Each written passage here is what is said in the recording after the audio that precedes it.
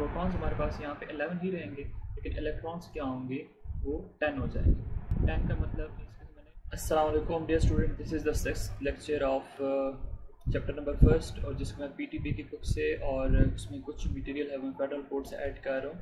और आज की इस वीडियो में हम लोग आयोनिक रेडियस को स्टडी करेंगे। बाकी की जो इस चैप्टर के लेक्चर्स हैं वो आपको मेरे चैनल के प्ले लिस्ट में से मिल जाएंगे, ठीक है। जो चैप्टर नंबर फर्स्ट है उसी के नेम के ऊपर बेस्ड की गए हैं, और उसके साथ साथ आप इस वीडियो की डिस्क्रिप्शन में जाए, वहाँ से आपको उस प्ले लिस्ट की लिंक जो है वो भी मिल जाएगी। So let's begin this video थोड़ी सी लेंथी होगी क्योंकि टॉपिक जो है वो ज़रा लेंथी है। सो when a neutral atom loses one or more electron, it becomes a positive ion. The size of the atom is decreased in this process because of the two reasons. अब सबसे पहले तो हम ये देखते हैं कि what is ionic radius। तो ionic radius ये होता है, अगर आपके पास दो आयन्स हैं, ठीक है, एक को हम कहते हैं A9 जिसके ऊपर नेगेटिव चार्ज होता है, एक को हम क्या कहते हैं K9 जिसके ऊपर पॉजिटिव चार्ज होता है। A9 negative, K9 positive charge. तो अब ये जो हमारे पास this is the nucleus and this is also the nucleus of A9, nucleus of K9। So हम NC कर लेते हैं और Na कर लेते हैं। तो अब ये आपके पास जो है ये टोटल ये यहाँ तक का जो डिस्टेंस है, जिसको हम एज अ होल R से रिप्रेजेंट कर लेते हैं या इसको हम D से रिप्रेजेंट करते हैं, ये डिस्टेंस जो है। अब इसमें ये जो हाफ है ये किसका है, radius, this is for A9, और ये हाफ जो है this is for K9, this is the radius of K9। और ये हमारे पास आयोनिक कंपाउंड है। जब कभी दो आयंस मतलब आयोनिक बॉन्ड की फॉर्मेशन करते हैं, आयोनिक बॉन्ड हम लोगों ने पढ़ा हुआ है फर्स्ट ईयर के अंदर भी, 9th के अंदर भी, जहाँ पर हमारे पास क्या होता है, we have complete transfer of electrons, के एक एटम क्या करता है दूसरे एटम को अपने इलेक्ट्रॉन्स जो है वो ट्रांसफ़र कर लेता है, और उससे जो कंपाउंड बनते हैं they are known as ionic compounds. और आयोनिक कंपाउंड की सिंपलेस्ट एग्जांपल हम लोग पढ़ते हैं, that is sodium chloride. Sodium chloride क्या है, this is ionic compound. Sodium है पॉजिटिव 1 चार्ज, क्लोराइड है नेगेटिव 1 चार्ज। सोडियम जो है वो एक इलेक्ट्रॉन लूज करता है और वो इलेक्ट्रॉन गेन फॉर्म करता है, that is gain by this chloride ion. तो यहाँ पे ये हमारे पास हो गया रेडियस। और इसके साथ साथ जो लास्ट वीडियो थी उसके अंदर मैंने एटॉमिक रेडियस पढ़ा था। एटॉमिक रेडियस में क्या होता है कि एटम बहुत छोटा होता है, हम एक एटम का जो रेडियस होता है फाइंड आउट नहीं कर सकते, तो हम मॉलिक्यूल का फाइंड आउट कर सकते हैं जब दो एटम कंबाइन होते हैं। तो यहाँ तक ये जो डिस्टेंस है सारा, this is the distance between two nuclei, ठीक है। ये हमारे पास लेफ्ट से एटम ए है उसका न्यूक्लियस है, ये एटम बी है ये उसका न्यूक्लियस है। ये जो हाफ डिस्टेंस होता है दिस इज एटॉमिक रेडियस। इस तरह इसका ये जो हाफ रेडियस होगा, डिस्टेंस होगा सॉरी, ये हमारे पास क्या होगा, इसका रेडियस होगा, ठीक है। तो अब कहता है कि अगर आपके पास एक न्यूट्रल एटम है, जैसे हमारे पास सोडियम है, और वो जो है अपना एक इलेक्ट्रॉन लूज़ कर रहा है, तो उसके ऊपर चार्ज क्या आएगा, सोडियम पॉजिटिव 1। या इसी तरह अगर हमारे पास मैग्नीशियम एटम है और वो 2 इलेक्ट्रॉन लूज़ करता है, तो उसके ऊपर चार्ज क्या आएगा, मैग्नीशियम पॉजिटिव 2। तो सबसे पहले तो हम ये देखते हैं कि जो हमारे पास सोडियम एक इलेक्ट्रॉन को लूज़ करता है, मैग्नीशियम 2 इलेक्ट्रॉन को लूज़ करता है, और या आयंस की फॉर्मेशन क्यों होती है। सबसे पहली बात जो है कि आयंस की फॉर्मेशन इसलिए होती है कि कोई भी एटम जो होता है वो खुद को स्टेबल करना चाहता है। अगर हम सोडियम की बात करते हैं तो सोडियम एटॉमिक स्टेट के अंदर स्टेबल नहीं है। मैं यहाँ पे इसको यहाँ पे कर लेता हूँ। सोडियम एटॉमिक नंबर 11 है, ठीक है। तो इलेक्ट्रॉनिक कन्फिग्रेशन इसकी होती है 1s2 2s2 2p6 और 3s1। फर्स्ट सेल के अंदर 2 इलेक्ट्रॉन, सेकंड के अंदर 8 इलेक्ट्रॉन और थर्ड सेल के अंदर 1 इलेक्ट्रॉन। तो अब ये एक इलेक्ट्रॉन की वजह से अनस्टेबल है, इसका ऑक्टेट कंप्लीट नहीं है। लेकिन अगर ये एक इलेक्ट्रॉन लूज़ कर दे, किसी और एटम को दे दे, तो इसके इनर इलेक्ट्रॉन्स इनर शेल के अंदर 8 इलेक्ट्रॉन्स रह जाएंगे, और अगर 8 इलेक्ट्रॉन्स रह जाएंगे तो इसका ऑक्टेट कंप्लीट हो जाएगा, और ऑक्टेट कंप्लीट होगा तो ये क्या हो जाएगा, इट वुड बिकम स्टेबल। इसी तरह मैग्नीशियम है, मैग्नीशियम के वैलेंस के अंदर होते हैं 2 इलेक्ट्रॉन, ठीक है, 1s2 2s2 2p6 और 3s2। अब इसके पहले शेल के अंदर 2 इलेक्ट्रॉन है, सेकंड के अंदर 8 है और थर्ड के अंदर 2 इलेक्ट्रॉन है। अब इन 2 इलेक्ट्रॉन्स की वजह से अनस्टेबल ये दोनों इलेक्ट्रॉन लूज़ करेगा, तो अंदर के 8 इलेक्ट्रॉन्स कंप्लीट होंगे, ऑक्टेट कंप्लीट होगा, स्टेबल हो जाएगा। जो नोबल गैस एलिमेंट्स हैं उनकी इलेक्ट्रॉनिक कन्फिग्रेशन ये अटेन कर लेगा। तो कहता है कि जब हमारे पास आयंस की बात करते हैं तो दो आयंस बनते हैं, एक पॉजिटिव आयन और एक नेगेटिव आयन। तो पॉजिटिव आयन की फॉर्मेशन तब होती है जब कभी एक एटम अपने इलेक्ट्रॉन्स को लूज़ कर लेता है, ठीक है, और जब लूज़ करेगा तो हमारे पास क्या बनेगा, पॉजिटिव आयन की फॉर्मेशन होगा। The size of atom is decrease in this process. अब जब कभी पॉजिटिव आयन की फॉर्मेशन होती है तो एटम का जो साइज़ होता है ना वो डिक्रीज़ कर जाता है, और उसकी वजह क्या है, दो रीज़न इसमें बताएंगे। First, the removal of one or more electron from a neutral atom usually result in the loss of the outermost shell, and second, the removal of electron causes an imbalance in proton-electron ratio.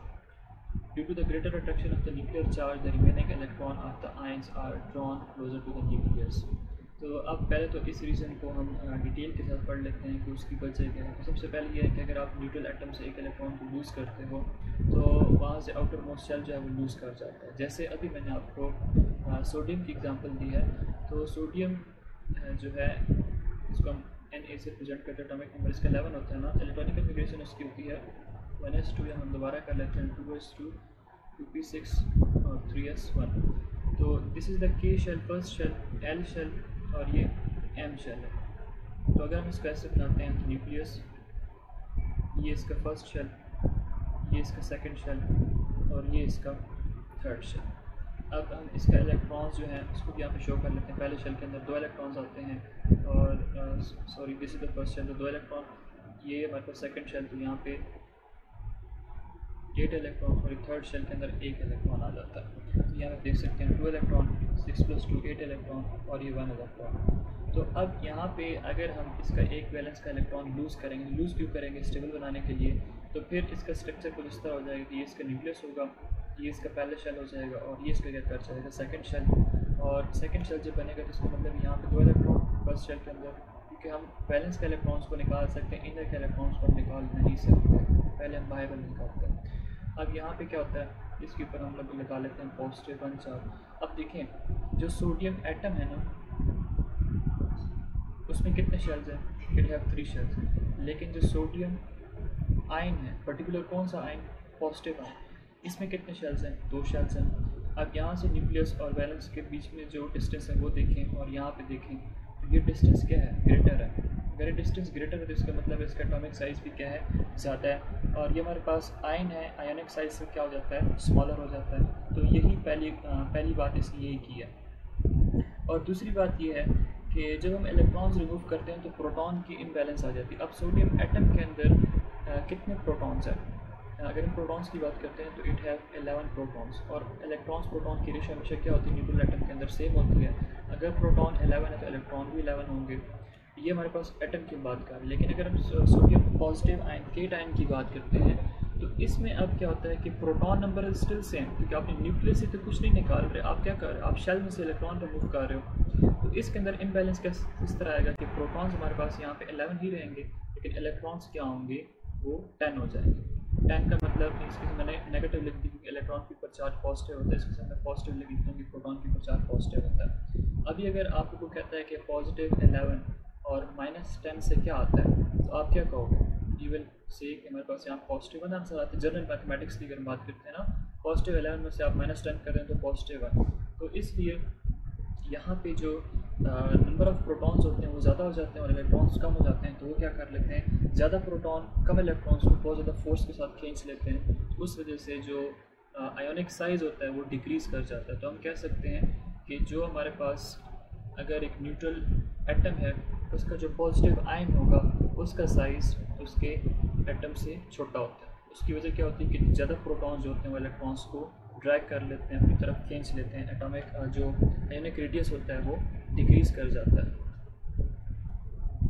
So thus a positive ion is always smaller than the neutral atom from which it is derived. Derived का मतलब जहाँ से वो बनता है, जैसे sodium से हमारे पास क्या बनता है, सोडियम से हमारे पास बनता है सोडियम आयन, ठीक है, जिसमें ये एक इलेक्ट्रॉन लूज़ कर देता है। लॉस ऑफ इलेक्ट्रॉन को हम हमेशा राइट साइड शो करते हैं।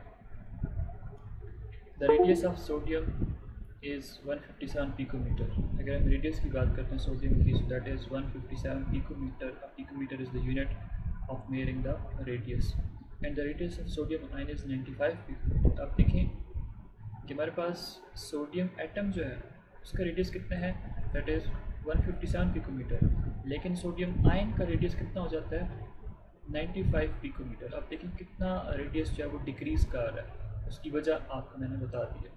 On the contrary negative ion is always bigger than it's parent atom. अब ये जो चीज़ें मैंने पढ़ाई इसको सारा उलट कर दें तो नेगेटिव आयन की फॉर्मेशन होगी। The reason is that addition of one or more electron in the shell of a neutral atom enhances repulsion between the electrons, causing expansion of the shells। अब उसकी वजह क्या होती है कि आप एक्स्ट्रा इलेक्ट्रॉन ऐड कर रहे हो और उसमें क्या होता है कि रिपल्शन जो है वो ज़्यादा हो जाती है। देखिए पॉजिटिव इलेक्ट्रॉन्स जो है वो ज़्यादा हो जाते हैं और वो प्रोटॉन्स क्या कर रहे होते हैं, रिपेल कर रहे होते हैं। नंबर ऑफ़ प्रोटॉन्स कम हो जाते हैं, नंबर ऑफ़ इलेक्ट्रॉन्स क्या हो जाते हैं, ज़्यादा हो जाते हैं। अब इसकी हमें समझ ऐसी आएगी जब हम इस फ्लोराइड आयन और फ्लोरीन की बात करते हैं। फ्लोरीन का एटॉमिक नंबर होता है 9, electronic configuration is 1s2, 2s2 और 2p5। अब पहले शेल के अंदर 2 इलेक्ट्रॉन, सेकंड के अंदर 7 इलेक्ट्रॉन। अब अगर हम इसके अंदर एक इलेक्ट्रॉन ऐड करेंगे तो 8 इलेक्ट्रॉन्स हो जाएंगे, तो तब इसका क्या हो जाएगा, ऑक्टेट कंप्लीट हो जाएगा। और जब ऑक्टेट कंप्लीट होगा तो ये क्या कर जाएगा, स्टेबल हो जाएगा फ्लोरीन एटम आयन की फॉर्म में। तो हम क्या करते हैं, फ्लोरीन एटम लेते हैं, उसके अंदर एक इलेक्ट्रॉन ऐड कर लेते हैं और उससे हम क्या बना लेते हैं, फ्लोराइड आयन की फॉर्मेशन करते हैं। देखिए जब इलेक्ट्रॉन ऐड करते हैं तो उसको हम लेफ्ट साइड पे प्रेजेंट करते हैं। अच्छा, अब ये हमारे पास क्या है, फ्लोराइड आयन की फॉर्मेशन होगी। अब ये fluoride ion, this is fluoride ion, और ये हमारे पास क्या है, दिस इज फ्लोरीन एटम। अगर हम इनका स्ट्रक्चर ड्रॉ करते हैं तो हम कहते हैं कि ये न्यूक्लियस है फ्लोरीन का, फिर उसका पहला शेल है और फिर उसका सेकंड शेल है। तो इलेक्ट्रॉन्स को हम यहाँ से लिख देते हैं कि पहले शेल के अंदर इसके कितने इलेक्ट्रॉन्स हैं, 2 इलेक्ट्रॉन्स हैं, और दूसरे के अंदर 7 इलेक्ट्रॉन हैं। तो 1 2 3 4 5 6 और ये 7 इलेक्ट्रॉन। अब जब हम इसके अंदर एक इलेक्ट्रॉन ऐड कर लेते हैं, ठीक है, तो तब हमारे पास क्या होगा कि इसका न्यूक्लियस, फिर इसका पहला शेल, फिर इसका क्या हो जाएगा, सेकंड शेल, 2 ही शेल्स होते हैं, ठीक है। अब इलेक्ट्रॉन्स हम लिख लेते हैं इस तरह, पहले शेल के अंदर इसके कितने इलेक्ट्रॉन्स हैं, 2 इलेक्ट्रॉन, सेकंड के अंदर 1 2 3 4 5 6 ये 7 और 8 जो इलेक्ट्रॉन है उसको हम किसी और कलर से रिप्रेजेंट कर लेते हैं, इस कलर से, ठीक है। अब ये 8th इलेक्ट्रॉन जो है वो इसने किसी और से गेन किया हुआ है। अब ये हम केमिकल बॉन्डिंग के अंदर पढ़ चुके हैं कि कहाँ से आता है इलेक्ट्रॉन, कहाँ से गेन होता है, कहाँ से लॉस होता है। अब इसके ऊपर चार्ज -1 आता है, तो -1 क्यों आ रहा है, उसकी वजह ये होती है कि फ्लोरीन जो है एटम, उसके अंदर प्रोटॉन्स 9 हैं और इलेक्ट्रॉन्स भी कितने हैं, 9 हैं। तो पॉजिटिव 9 और -9 एक दूसरे को कैंसिल कर लेंगे तो रिजल्ट हमारे पास 0। तो fluorine atom as a whole क्या है, न्यूट्रल है। लेकिन अगर हम फ्लोराइड आयन की बात करते हैं, F नेगेटिव की बात करते हैं, -1 की, तो इसमें क्या होता है कि नंबर ऑफ़ प्रोटॉन तो सेम होते हैं, पॉजिटिव 9, लेकिन नंबर ऑफ़ इलेक्ट्रॉन्स कितने हो गए, 10 हो गए। वजह एक इलेक्ट्रॉन इसने एक्स्ट्रा किसी और एटम से गेन किया है। तो अगर आप -10 और +9 करते हो तो इससे आपके पास जनरल मैथमेटिक्स में आंसर क्या आता है, -1। इसलिए हमारे पास क्या होता है कि इसके ऊपर हम -1 चार्ज लगा लेते हैं। हम इस तरह लिख लेते हैं इसको, यहाँ हम लिख लेते हैं फ्लोरीन, जब एक इलेक्ट्रॉन गेन करेगा तो इससे फ्लोराइड आयन बनेगा, F -1 आता है। -1 की समझ, आई होप आपको समझ आ गई है कि इसके ऊपर -1 क्यों आता है। तो ये था हमारे पास के अगर हम इसकी साइज़ की बात करते हैं तो साइज़ में इलेक्ट्रॉन्स यहाँ पे क्या हो रहे हैं, ज़्यादा हो रहे हैं और प्रोटॉन्स की रेशो कम हो रही है। अगर प्रोटॉन्स की रेशो कम हो रही है, इलेक्ट्रॉन ज़्यादा हो रहे हैं, तो यहाँ पे क्या होगा, ग्रेटर रिपल्शन होगी। तो जब रिपल्शन होगी तो एटॉमिक साइज़ क्या कर जाएगा, ज़्यादा हो जाएगा। तो यहाँ पे देखें, neutral atom enhances the repulsion between the electron causing expansion of the shell. Expansion का मतलब खुल जाना, ठीक है, खुल जाना मीन्स ज़्यादा हो जाना, इंक्रीज़ हो जाना। तो यहाँ पे साइज़ क्या हो जाता है, इंक्रीज़ हो जाता है। हमारे पास रिपल्शन होती है between electrons and protons. Electrons की रेशो ज़्यादा हो जाती है और प्रोटॉन्स की रेशो क्या कर जाती है, कम कर जाती है। Hence the radius of fluorine atom is 72 picometre. अगर हम फ्लोरीन एटम की बात करते हैं, इसकी अगर हम बात करते हैं तो इसका रेडियस होता है 72 पिकोमीटर। लेकिन अगर हम फ्लोराइड आयन की बात करते हैं, ठीक है, फ्लोराइड आयन का जो साइज़ होता है दैट इज़ 136 पिकोमीटर। तो आप देख सकते हैं कि आयन का जो साइज़ है वो क्या है, ग्रेटर है, और रीज़न हम लोगों ने एक्सप्लेन कर दी। In a group of the periodic table similar charge ions increase in size from top to bottom. ठीक है, अगर हमारे पास सिमिलर चार्जेस हैं, ठीक है, तो वो क्या कर रहे होते हैं, टॉप टू बॉटम इंक्रीज हो रहे होते हैं, किसके अंदर, ग्रुप के अंदर। Whereas within the period isoelectronics positive ion show a decrease in ionic radius from left to right. अब यहाँ पे आइसोइलेक्ट्रॉनिक क्या है? आइसोइलेक्ट्रॉनिक हमारे पास ये है कि अगर हमारे पास ऑक्साइड है उसके ऊपर नेगेटिव चार्ज है, नाइट्रोजन उसके ऊपर नेगेटिव 3 चार्ज है, नियॉन है उसके ऊपर कोई चार्ज नहीं, क्योंकि इसको हम कहते हैं कि ये आइसोइलेक्ट्रॉनिक है। कैसे? ये देखें, जो ऑक्सीजन है उसका एटॉमिक नंबर कितना होता है? 8, नाइट्रोजन का एटॉमिक नंबर होता है 7 और नियॉन का एटॉमिक नंबर होता है 10। अब ऑक्सीजन के ऊपर नेगेटिव 2 चार्ज, इसका मतलब इसने 2 इलेक्ट्रॉन गेन किए हुए हैं, तो 8 + 2 10। नाइट्रोजन के ऊपर 3 इलेक्ट्रॉन, इसने 3 इलेक्ट्रॉन्स गेन किया, नेगेटिव 3 चार्ज है तो 3 इलेक्ट्रॉन गेन किए हैं, तो कितने इलेक्ट्रॉन्स हो गए? 10। नियॉन का ऑलरेडी 10 इलेक्ट्रॉन्स है तो 10। अब इन सब के इलेक्ट्रॉन्स क्या हैं? सेम है। तो अगर इलेक्ट्रॉन सेम है तो इसका मतलब क्या हुआ कि हमारे पास ये जो स्पीशीज़ हैं they are known as isoelectronic. लेकिन अगर हम लेफ़्ट टू राइट मूव करते हैं पीरियड्स के अंदर तो कहता है कि जो आइसो इलेक्ट्रॉनिक पॉजिटिव आयंस होते हैं, अब ये आइसो इलेक्ट्रॉन है, अगर हम इसको ओमिट कर लेते हैं, ठीक है, इसको चलो हम ओमिट कर लेते हैं, हम आयंस की बात करते हैं, ये नेगेटिव आयन है, ये पॉजिटिव आयन है। तो पहले हमारे पास यहाँ पे इसने पॉजिटिव को किया तो हम पहले नेगेटिव का कर लेते हैं। Isoelectronic ions of the period, same trend is observed for isoelectronic negative ion of the period and decrease in left to right. कि अगर हमारे पास सेम है तो left to right atomic size क्या हो रहा होता है? डिक्रीज़ हो रहा होता है, ठीक है। तो इसका ऑक्साइड आयन का जो साइज़ होगा वो ज़्यादा होगा, और ये जो नाइट्रोजन है जिसके नाइट्राइट आयन है इसका साइज़ क्या होगा? कम होगा, ठीक है। तो डिक्रीजेस का मतलब है कि लेफ़्ट टू राइट डिक्रीज़ हो रहा होता है, तो ये जो ऑक्साइड है इसका साइज़ मैं यहाँ पे लिख देता हूँ, it will have greater size, लेकिन ये जो होगा इसका साइज़ क्या होगा?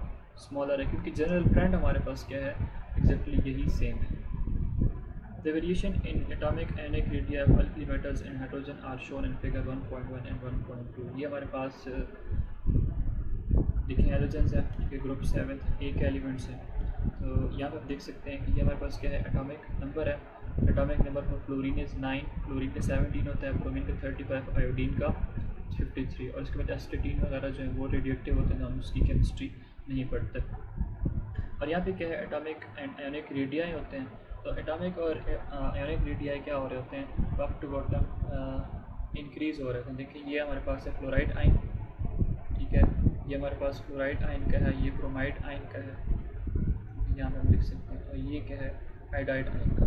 तो जब हमारे पास एटॉमिक नंबर इंक्रीज़ हो रहा है तो उससे हमारे पास जो रेडियाई हैं वो भी क्या हो रहे होते हैं? इंक्रीज़ होते हैं, उनका रेडियस क्या हो रहा होता है? इंक्रीज़ हो रहा होता है। यहाँ पे देखें फ्लोराइड आयन है, फ्लोराइड आयन का रेडियाई 150 तकरीबन होता है, तो क्लोराइड का 200 है, तो यहाँ पे भी आपके पास क्या हो रहा है? इंक्रीज़ हो रहा है। लेकिन अगर हम पर्टिकुलरली इन दोनों की बात करते हैं, फ्लोरीन से फ्लोराइड आयन, फ्लोरीन से क्लोराइड आयन, ब्रोमीन से ब्रोमाइड आयन, आयोडीन से आयोडाइड आयन, तो आयोडीन जो है उसका रेडियस छोटा होता है और आयोडाइड का ज़्यादा होता है। इसी तरह फ्लोरीन एटम जो है उसका रेडियस छोटा है, और फ्लोराइड आयन का ये देखिए यहाँ तक कि सारा के सारा क्या है? इसके अंदर डिफरेंस आ रहा है, ठीक है। तो आप यहाँ से आई होप सो आपकी समझ आ रही होगी कि क्लोरीन और क्लोराइड अगर आप बात करते हो तो क्लोरीन का एटॉमिक रेडिया यहाँ पे है, लेकिन क्लोराइड आयन का यहाँ पे, इसका मतलब क्लोराइड आयन का रेडिया जो है वो ग्रेटर है। इसी तरह अगर हम पॉजिटिव आयन की बात करते हैं तो ये हमारे पास पॉजिटिव आयन है, ये लिथियम आयन है और ये लिथियम एटम है। तो लिथियम एटम जो है उसका अगर आप रेडिया देखते हो तो वो ज़्यादा है, लेकिन लिथियम आयन का रेडिया क्या है? That is smaller. इसी तरह सोडियम एटम का जो रेडिया है वो ज़्यादा है, और सोडियम आयन का जो है वो क्या है? That is smaller. इसी तरह potassium smaller, rubidium ion, caesium ion जो है ये सारे के सारे पॉजिटिव आयन्स जो हैं इनकी साइजेस कम हो रहे होते हैं as compare to neutral atom. तो यहाँ पे अगर हम लिथियम और सोडियम की बात कर लेते हैं जो यहाँ पे पॉजिटिव आयन थे, ये जैसे हमारे पास है लिथियम, तो लिथियम अगर एक इलेक्ट्रॉन उसका हम रिमूव करते हैं तो उसके ऊपर लिथियम पॉजिटिव 1 चार्ज आएगा। इसी तरह सोडियम है, अगर ये भी इलेक्ट्रॉन रिमूव करेगा तो इसके ऊपर भी क्या आएगा? पॉजिटिव 1 चार्ज आएगा। तो ये they are known as what? They are known as positive ion, ठीक है। तो अभी ये मैं आपके लिए यहाँ पे ले आया हूँ, ठीक है। इसमें लिखा हुआ है कि आइसो इलेक्ट्रॉनिक सीरीज़, तो ions with the same electronic configuration as noble gas atom are said to isoelectronic. Isoelectronic means same, जिसके अंदर electrons हों with a noble gas का मतलब जब हम हीलियम, नियॉन, आर्गॉन, प्रोटॉन वगैरह की बात करते हैं. Size of the ion depend on relative number of protons and electrons, जो अभी हम लोग डिस्कस कर चुके हैं किस तरह प्रोटॉन इलेक्ट्रॉन रेशियो के ऊपर साइज डिपेंड करता है. अब यहाँ पे देखिए ऑक्साइड आयन है, तो ऑक्साइड आयन का साइज़ क्या है, ज़्यादा है. ये लेफ़्ट टू राइट हम मूव कर रहे हैं, ठीक है, ये लेफ़्ट टू राइट हम मूव कर रहे हैं. फ्लोराइड आयन जो है इसका साइज़ छोटा हो रहा है, नियॉन का साइज़ उससे भी छोटा हो गया, सोडियम आयन का उससे भी छोटा हो गया, मैग्नीशियम आयन का उससे भी जो है ना साइज़ छोटा हो गया. पहले सोडियम आता है, सोडियम के साथ क्या आता है, मैग्नीशियम. तो left to right atomic sizes क्या हो रहे होते हैं, डिक्रीज़ होते हैं आयंस के. और इन सब के अगर आप इलेक्ट्रॉनिक कन्फिग्रेशन करते हो तो इसका ऑक्सीजन का एटॉमिक नंबर 8 होता है, 2 इलेक्ट्रॉन गेन किए हुए थे. इलेक्ट्रॉन जो नंबर ऑफ इलेक्ट्रॉन्स है वो 10 है. क्लोरीन के एटॉमिक नंबर 9, 1 इलेक्ट्रॉन गेन किया हुआ था, एटॉमिक नंबर 10. नियॉन का वैसे एटॉमिक नंबर 10 होता है. सोडियम ने 1 इलेक्ट्रॉन लूज़ किया तो 10 इलेक्ट्रॉन रह गए. मैग्नीशियम एटॉमिक नंबर 12 है, 2 इलेक्ट्रॉन लूज़ किए तो 10 इलेक्ट्रॉन रह गए. तो इसका मतलब है इन सब की जो कन्फिग्रेशन है वो क्या है, 1s2 2s2 2p6. और ये हमारे पास नोबल गैसेज हैं उनकी भी एग्जैक्टली सेम यही कन्फिग्रेशन होती है, 1s2 2s2 2p6, मतलब वैलेंस में 2s2 2p6 कन्फिग्रेशन होती है. तो इसका मतलब ये सारे के सारे क्या हैं, these all are stable ions. और वजह क्या है इनके इलेक्ट्रॉन लॉस करने की, कि ताकि ये स्टेबल हो सके. So student, this was all about this topic. I hope so आपको इस टॉपिक की समझ आ गई होगी. If you have any confusion you may ask in the comment section. Thanks for watching and stay connected with IM Chemist.